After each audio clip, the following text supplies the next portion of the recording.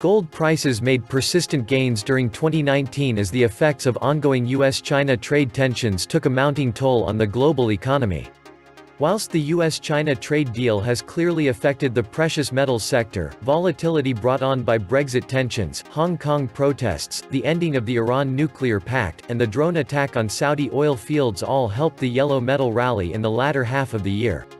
After gold corrected, it went down to about $1060 around mid-2016. Today it breached the $1560 mark. That's a 50% increase in price over about 3.5 years.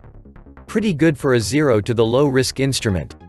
The downside of all of that is that the US dollar has depreciated in tandem. So will gold prices reach new highs in 2020? What awaits us on the gold market in 2020? And what are the opinions of the most important sector analysts on the price prospects for the coming year? I bet gold is going to hit just shy of $2,020 in US dollars in 2020. QE4 is a crazy third world dollar debasement and is just getting started. Plus, you'll see even more central banks buying gold, but at some point, they'll put in a panic bid as global gold availability gets tight. Tick-tock. The end game has started. Understand that you won't get rich owning gold. You will avoid becoming poor. 1 ounce of gold still buys the same number of hot dogs in 2020 that it did in 1920. Gold doesn't go up. Fiat goes down. Keep your savings in gold. Pretty simple, really. $1,913 is worth 3 cents now, and they're printing money as fast as they can. Billions, soon to be trillions, are numbers nobody can comprehend, but looks like the dollar is going to be even more worthless very soon, and that's hard to picture, but it's also a lot of room for gold to grow, and silver more so. Physical precious metals are the only insurance against banksters worldwide. The conditions are perfect for a gold price rally. If you're paying attention to global debt at all levels, and the kinetic friction occurring between nation-states and geographically important areas, you should be buying gold and silver hand over fist. You should be terrified of the unknown future because this trend is no friend of the common man. This is the sad stuff history written about. Welcome to the Atlantis Report. Ray Dalio says cash is trash, investors should diversify portfolio with gold. Adding that gold will be a top asset to own in the years ahead as central banks will fail to normalize in the next downturn, which could have already started. Gold is an insurance policy, as the dollar will continue to go down in value as it is printed, and it will end in a monetary calamity. Gold is not money due to any man-made laws.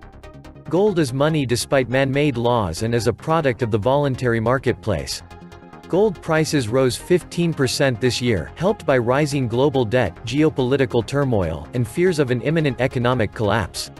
In the middle of the year, uncertainty about the US-China trade war pushed the yellow metal above the $1,400 per ounce threshold. In September, gold also crossed the $1,500 mark, reaching a 5-year high, $1,553. Currently, the prices are around $1,550. But what will happen during the rest of 2020? Will precious metal expand the 2019 earnings? 2019 was a two-sided year. As mentioned, in 2019, gold prices moved slowly in the first 6 months, and then decidedly increased starting from the summer months, mainly thanks to the trade tensions between the United States and China that had a growing impact on the global economy. But tensions over Brexit, Hong Kong protests, the end of the Iranian nuclear deal, and the drone attack on Saudi oil fields also helped the yellow metal rally in the last half of 2019. Some analysts had expected gold to be weak in the first half of 2019 and strengthen in the second half. The price followed this pattern, but started to rise earlier and rose faster than expected. Another decisive factor was the cut in U.S. Federal Reserve interest rates 3 times in the second half of 2019. In addition, central banks have purchased large quantities of precious metal. Russia, China, Poland, Serbia, Colombia, and Brazil, just to mention a few cases, have increased their gold reserves. Gold ETFs also benefited from increased interest in the yellow metal, with new purchases reaching a record high in August. $6 billion, according to the World Gold Council. Trends and forecasts for 2020. For the year ahead, analysts' opinions are quite varied. What everyone agrees on is that the U.S. presidential election, November 2020, will play a key role in global geopolitical relations and markets. Forecasts say that the main central banks, Fed, ECB, and BOJ, will maintain an accommodative monetary policy over the next year, which is expected to support gold prices. In the short term, many analysts are optimistic, and someone thinks that gold is in the early stages of a massive revaluation, which could bring prices even over $2,000. For asset management Switzerland, the yellow metal could be worth between $2,000 and $2,200 within a year or two. For the year 2020, analysts are mixed on what investors can expect from the gold market and the precious metals sector as a whole.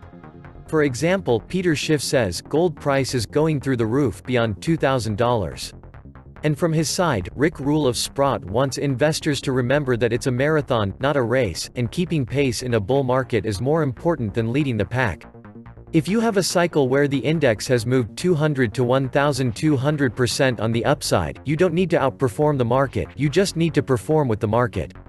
So rather than increase the risk to try and outperform an already hot market, our belief is that most investors should try to reduce risk, buy the best 5 or 6 stocks in the industry, hold on for the 2 or 3 year time frame, Rule said. From the banks that run the US government's point of view, gold as a rival to the dollar must be quashed. And the primary purpose of futures options and forwards is to expand artificial supply to keep the price from rising. On a broader context, the ability to print synthetic commodities out of thin air is a means of suppressing prices generally, and we must not be distracted by claims that derivatives improve liquidity, they only improve liquidity at lower prices. When the dollar price of gold found a significant turning point on the 17th of December 2015, open interest on COMEX stood at 393,000 contacts. The year-end figure today is nearly double that at 786,422 contracts, representing an increase of paper supply equivalent to 1,224 tons. But that is not all. Not only are there other regulated derivative exchanges with gold contracts, but also there are unregulated over-the-counter markets.